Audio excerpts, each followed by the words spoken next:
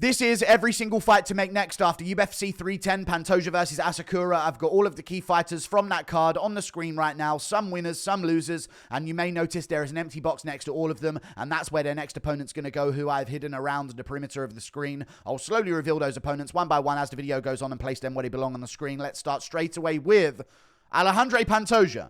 He defeated Kai Asakura in the main event.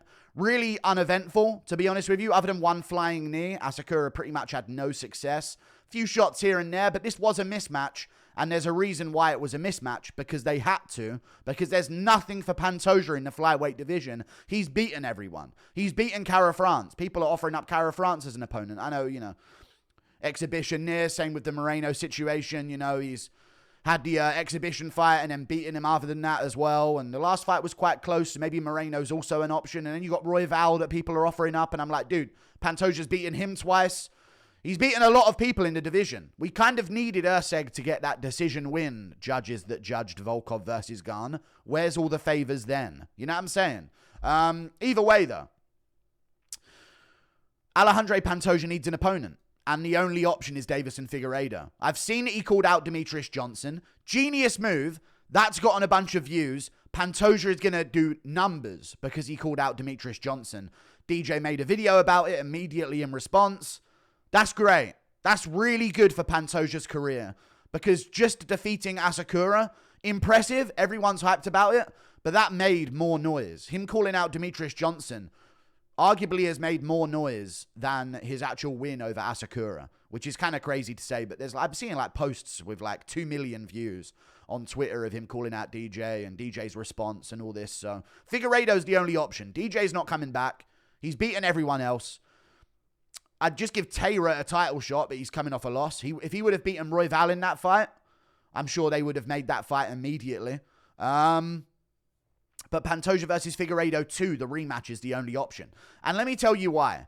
I know it might be far-fetched to imagine that Deiveson Figueiredo can make 125 again in his career because he's moved up to bantamweight now. But if you're Deiveson Figueiredo right now, and you're not the highest paid fighter, but probably paid quite well, I would imagine, okay? Because he's been in title fights, he's been a champion, he had a few wins in a row at bantamweight recently, so I'm sure he's built himself up a bit of a good contract. But he's beaten Pantoja before. He's a former flyweight champion. You could give him a title shot upon re-entering the division. Delay this. You know what I mean? Make this happen in July, in June, something like that. I don't need to see Pantoja rush around to get back in there around March or April. We don't need to see that. June, July, August, if that's how long it takes. Stall it out. Give Figueiredo enough time to make 125 again and pay him. Because if you're Figueiredo, you just lost to Jan. You're not going to get a title shot at bantamweight anytime soon. The winner of Jan versus O'Malley's probably going to get a title shot. Then you've got Umar Nurmagomedov getting his title shot right now. So I think Figueiredo's probably going to have to win 3 in a row again if he's ever going to sniff a title ever again in his life. And that's far-fetched at bantamweight. Hey, Figueiredo, here's $500,000. Cut back down to flyweight. And we'll make the rematch between you and Pantoja. You can have a title fight. That's what I would do. And even if he's I don't know if I'll be able to do it. Forget it. Miss weight by a couple pounds. Pantoja's the only one who can win if it... You know what I mean? I don't really care. We just need a matchup. And this is the only thing I can see as a possible delay to build the rest of the flyweight division underneath. Because we got Pantoja being asked, what about Charles Johnson? And I'm like, dude, he's not even... I don't even think he's top 10. And we're looking that far down the rankings now to find a title shot. We just looked out of the fucking promotion for a title shot. We're in a bad situation. Let's run the Figueiredo-Pantoja rematch. Give Figueiredo $500,000. He'll take it over fucking 150K to show against fucking... I don't know who they would give him in the bantamweight division right now, but nothing's good. You know what I mean? There's tough guys. Here's Marcus McGee for 150K to show. Good luck. You know what I mean? It's tough. Tough road ahead at the bantamweight division, so just give him a title shot of flyweight. I think that's perfect. 500K, title shot. There you go, Figure. Move along. We move on. Kai Asakura. Who's he going to take on? I'm thinking timing-wise. I'm thinking Urseg's going to probably be on the Australia card. That's not going to be where Asakura fights because he makes a real tough cut down to the flyweight division. Big dude for the division. Going to need a lot of time to focus. I think just this is where you ring up good old Tim Elliott. You know what I'm saying? This is where you ring up Tim Elliott and say, listen, Tim, we need a favor. We put a lot of stock into this Asakura guy. We gave him a title shot in his debut.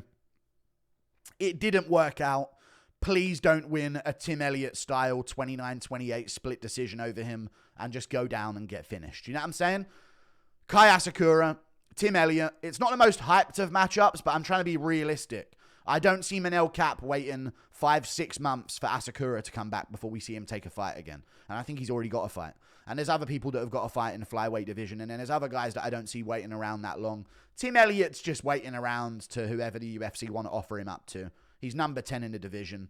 Make the matchup, and then we can talk about the Ursegs, the Manel Caps, the other matchups in the division of people with like some kind of name at flyweight. So, yeah, that's what I would do. Asakura versus Elliott, that would get him in the top 10. We move on. Shavkat Rakhmonov won the fight against Ian Garry. I don't even need to talk about this. I can talk about where and when this should happen, but I don't really need to talk about this. We've got Shavkat Rakhmonov, Belal Muhammad. You can save it for a Saudi Arabia main event, because we now know that Chimaev's not getting a title shot against Dricus. They're doing the rematch between him and Strickland. If they are going to be in Abu Dhabi towards the middle of the year, towards May or April, something along those lines, maybe June, who knows. April, May, June, around that time frame, if we are going to be in Abu Dhabi or Saudi Arabia for a pay-per-view, no-brainer main event, because Makhachev's fighting in January. He might not be able to make the turnaround. It's good to have one of these in reserves. You need to have someone of the belief system to title fight an Abu Dhabi card. They always have Makhachev do it, or they have Chimaev on the card versus Whitaker in Saudi. You know what I mean? That was the original plan, and then they replaced him with Ikram Aliskerov. Like, they save these guys for those events. So I think just save them. Eventually an Abu Dhabi pay-per-view will pop up in June or May, and then they can do it then. That's the matchup to make. But, yeah, looking forward to that one. I reckon Belal might beat him. Not convinced on Shavkat. Either way, Ian Garry over-delivered in the 5th round. That was a shocking moment. If he would have got the choke, that would have been crazier. So I don't think his stock necessarily lowered. What I will say is this. I'm seeing a lot of footage online of Ian Garry talking about how amazing his performance was. Brother, let us say it. You know what I'm saying? I'm coming around to Ian Garry, okay? Now, his lifestyle is his lifestyle. But as a fighter, he's very talented, and he made Shavkat look mid. That's impressive alone. Let us say it, Ian. You know what I'm saying? Let the people say it. Keep seeing Ian. Oh, he did this, and oh, he did that, and oh, he made him look this, and oh, he made him look that, and I'm still happy, and oh, he came out of this a winner, and all of this. It's just like, dude, let the people say it. You know what I'm saying? But Ian Garry looked good. Gave Shavkat problems on the feet, which is why he wanted to hold him up against the fucking cage for the entire fight. It showed great grappling defense. Now, again, people like to make matchups and they just put names out there. And I'm like, well, he's not going to wait around 5 months for Ian Garry to be around again. Sean Brady's going to be looking for a fight in the first quarter of 2025. So is Gilbert Burns likely. So is this person, JDM. So is that person, this, Leon Edwards. And these guys are all going to be looking for matchups. And I don't think they're going to be looking for matchups against Ian Garry. And I don't see Ian Garry taking a 3-month turnaround. He's a family guy. And he likes to... why did I say he's a family guy? Oh, yeah, because he's going to probably want to spend time off over Christmas. I don't see him returning before April, May. I know it's tough because Buckley just got knocked out, but... what else? Wonderboy is top 10. I think he's number 11 or 10 in the division. Ian Garry was number 7 going into this fight. So, you know, if Buckley beats Covington, he'll move above him. And there'll be some people moving above him in the rankings as he drops down. So I could see him dropping down to number 8 or 9 in the rankings. And they're both coming off losses. Wonderboy just got knocked out. He's probably going to want some time off. He's in no rush. But that's still a big name matchup to make. Ian Garry, Stephen Thompson, little bounce back. Fight night main event. That screams fight night main event. Maybe not because of how boring their last performances have been, and Wonderboy is known to sometimes stink up a main event of a fight night. But that can be a pay-per-view main card edition. That's a great fight. Ian Garry, Stephen Thompson. And it's a fight that Wonderboy would take. That's what you got to consider as well. Wonderboy is not going to be like, oh yeah, give me Sean Brady. That's not happening. at all in the welterweight division. Oh, Renat Fakhretunov's on the come up. I'll take him on. No, we're not going to see that out of Wonderboy. Even though I kind of think Wonderboy would beat Renat. Renat's kind of mid. Either way, this is a matchup he will take. Ian Garry, Wonderboy Thompson. They'll be nice to each other in the build-up, and it will happen. We move on. The loser of the feature fight, Cyril Gane. Now, his next matchup is going to be against Big Tom. Hello, Cyril. How's it going, mate? That's the matchup to make. Tom Aspinall, Cyril Gane. Because it's so... I'm going to make a video about this tomorrow. It's perfect for the UFC. It really is. It all worked out with that terrible decision, just like it works out with every terrible decision. Gordon doesn't get a robbery decision over Pimlet. Reyes ain't getting a robbery decision over Jones ever. Whenever there's a robbery that people en masse disagree with, it benefits the company. Every single time, bar a few to throw you off the scent. You know what I'm saying? Cyril Gane wins over Alexander Volkov. Well, I'm not quoting it. That is his name. But Cyril Gane, Tom Aspinall. It's probably going to be the next fight to take place. I know people are going to say, Jailton Almeida, Cyril Gane in the meantime while we do Tom versus John. I'll be honest with you guys. I still don't see Tom versus John Jones happening. I really don't see it. I think maybe it could if they fork up enough money and pay him like 40, 50 million, 30 million, whatever it's going to be. But at the same time, I can see John Jones doing this just to run interference on how much Aspinall can accomplish by delaying his career. He's already delayed. I reckon Aspinall could have fit in another 2 fights by now, but he's been delayed so much. I could see John doing that, being petty and just wanting to delay Tom's career and make sure the next time he enters the octagon is going to be when he's a little rusty and he's been out for a whole year, a bit of time, and the next guy he's fighting is really active. Like, I can see that being what John wants to do, or even for himself. He wants to delay Tom and have Tom be out for a year and a bit and then step into the John Jones fight. You know what I mean? So, Cyril Gane, Tom Aspinall is likely going to happen next. There's not much hype behind it now because Gane is... I don't know. I thought at first Gane is a nightmare for Aspinall, but I still think Aspinall wins because of his speed and power, and you can't get caught once, it's over. But then I'm like, damn, dude, Gane's getting taken down by Volkov and held there, making the same mistakes on the ground again. If that's Aspinall, he's getting a choke in the first round. I'm sorry, but the hype's kind of dead for it, but it's still there. You know what I mean? It's still there. And the controversy is going to build up narrative about Gane's name anyway, more than he would have got if he won a razor close, boring decision anyway. So maybe there's some benefit. Not for Volkov, though. Volkov's entire career has been ruined and legacy destroyed. Forget the half a paycheck thing. A lot of people have been saying that. This guy's legacy's been ruined. A win over Cyril Gane puts him in elite company in the UFC's heavyweight division's history. I truly believe that. He'd have wins over some great names, as be Rosenstruik, Blade, or not Blades, but, you know, maybe down the line he could get it back in a rematch against Blades. That's why I said the name Blades, because it was on my mind, because I'm thinking of making this match up next, the rematch between the two of them. But Volkov would have got some real big names on his resume. Pavlovich, Rosenstruik, Cyril Gane. That would be in the recent few years of his career. That's 3 great names to have on your resume, and it's been robbed from him, man. It's sad. Either way, Alexander Volkov, Curtis Blades 2, the rematch. That's the matchup I want to see happen. It's a fight that Volkov lost before. Quite a close fight as well, by the way, because Blades actually really gassed out as that fight went on, and Volkov was doing quite good as the fight went on. Volkov's takedown defense has massively improved. Blades' striking has somewhat improved, but I feel like his chin has gotten worse. So I feel like Volkov would actually win this rematch between the two of them. But this can happen in April. Miami card, April. I think that's what they're going to do. And I would put this as somewhere on the main card. Maybe 4th fight on the main card. Maybe do this in Miami as well in April. You know, Ian Garry, I think he trains in Florida a lot. I know he trains in Brazil, but he's been in Florida. I think he's got a house in Florida. And then you've got Stephen Thompson. I think Carolina's somewhere near Florida. My American geography is not the best, but I think it's on that right-hand strip of America. You know what I'm saying? Just above Florida, if I'm not mistaken. So that's not bad for him either. And you could do a Florida card with these 2 on there, these 2 on there, even these 2 on there if the Jones fight doesn't end up happening. We move on. Movsar Evloev won the fight against Aljamain Sterling. Now, I think this is what's next. The rematch between him and Diego Lopez. Now, a lot of people are going to say, what do you mean Diego Lopez has earned his title shot? And I'm thinking, yeah, but they're going to make Topuria... I'm burping. They're going to make Topuria versus Volkanovski too. They're going to. At this point, the fact that we haven't heard anything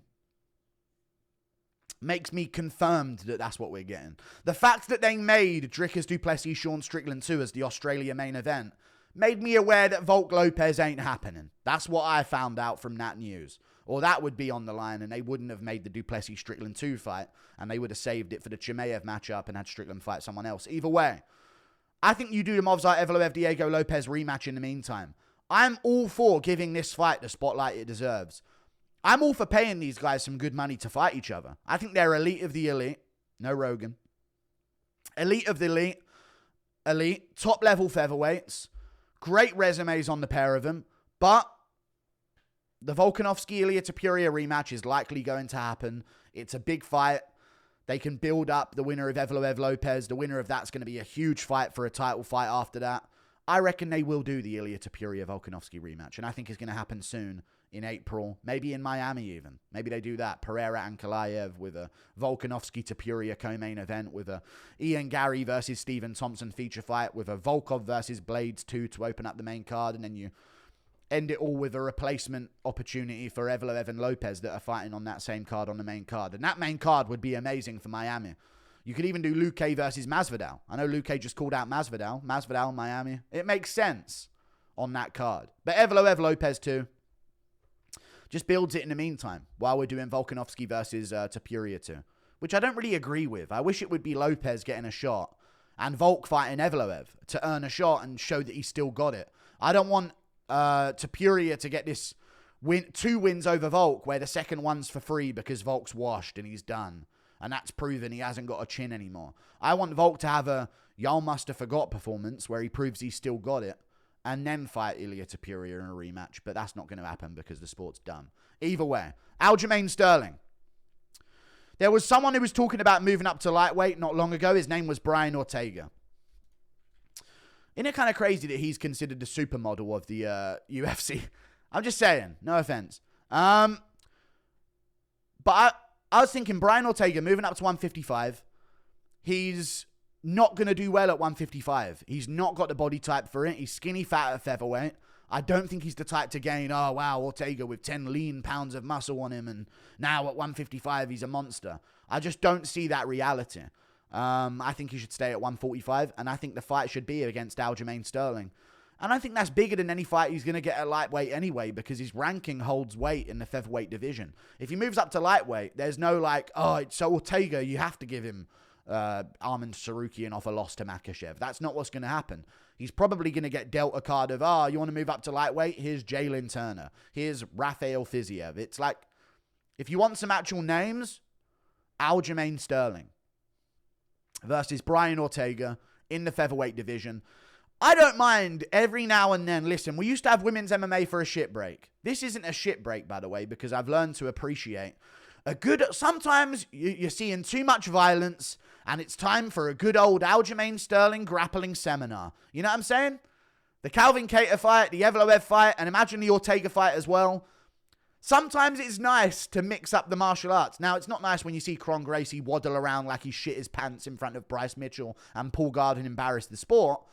But when they're actually grappling back and forth, Aljo's going to shoot on Ortega, and I want to see it. I want to see it. So I think that would be a great matchup to make in the featherweight division. Get it done and put it on a card soon. Aljo should be looking for a quick turnaround. He gained a lot of stock for his performance against Evloev, and I think he should keep the momentum going because he didn't take much damage. We move on. Bryce Mitchell got a big win.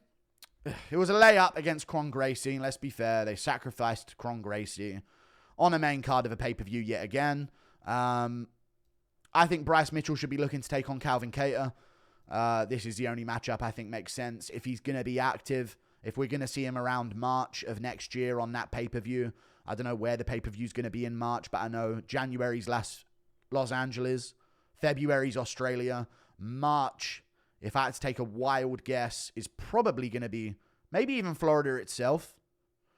Maybe March is going to be Florida. Who knows? Maybe they've already announced some dumb Salt Lake City event again. But Bryce Mitchell, Calvin Kattar, just get it made. Get it made quick, and then have the winner of it be ready to welcome a Gene Silver into the number 11 spot in the rankings. You know what I'm saying? That's what I think should happen. I would have said, like, this is where Gene Silver fights Bryce Mitchell, but Gene's got a matchup against Melsik Bagdasaryan in February. So that ain't going to happen. You know what I mean? So make that matchup. We move on. Dominic Reyes. Easy win against Anthony Smith. Layup. And he wins easily. Should be looking to stay active. I think his next opponent should be Alexander Rakic. I reckon they're going to do Allberg versus Khalil Roundtree. They've already got Yuri Prohaska versus Jamal Hill made. I have no idea who Jan Blachowicz is going to be fighting. Literally no clue. Maybe he'll take on either an Azamat Murzakanov or a Nikita Krylov, whoever's more deserving of the matchup. It'll be a rematch in the Nikita Krylov case. Jan Blachowicz submitted him many years ago with a rear naked choke. Crazily. In the grappling. So Dominic Reyes, Alexander Rakic. Rakic just lost again. He's not going to be out for too long. Reyes just won without taking much damage. April Miami card fight. A couple of these scream Apex main events. This is an Apex main event. I want to say this is, but we won't go that far. You know what I mean? But this is an Apex main event right here. This is an Apex main event. That's got Apex main event written all over it. This is like a crowded arena main event. You know what I'm saying? There's a few on here that could go down as that. But that's all the matchups I want to see made. I'd actually love it if they didn't put this on a pay-per-view. Evloev Lopez 2. If they had this as a crowded arena fight night main event. I know they're going to Mexico City soon. Lopez Evloev 2 as the main event. Come on. That'd be huge. Like and subscribe. Thank you for watching. Toodle pip. I'll see you later. Goodbye.